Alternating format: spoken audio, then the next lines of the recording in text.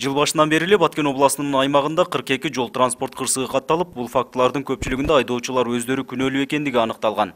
Анткени жол белгилерине көңүл бурбай, жана ылдамдыкты сактабагандыктан адам өмүрүн алган кырсыктарга учураган.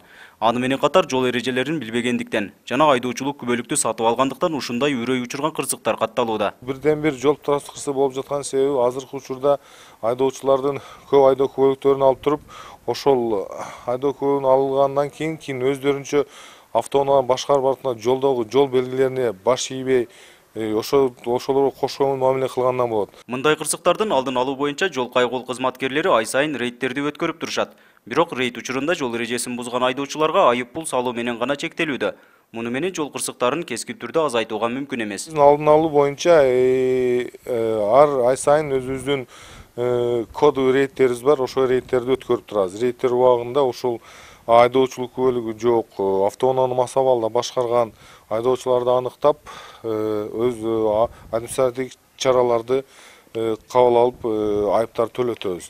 Тилекке каршы мындай аракеттерге карабай жол кырсыгы былтыркы жылга салыштырмалуу 12 фактыга көбөйгөн. Анткени айдоочулук күбөлүк жең ичинен сатылып, унааны башкарууга укук берилип жаткандыктан жол эрежелери бузулуп жатат деген дерчеттен чыгат. Жолдо кырсыктар основной правиланы билбегендиктен, окубагандыктан, бүтүн шаарларды окуп, иштеп, акча таап келип, праваны сатып алгандар. Мисалы, светофорлорду кара, перекресткаларды кара, ошо баш бербейт да.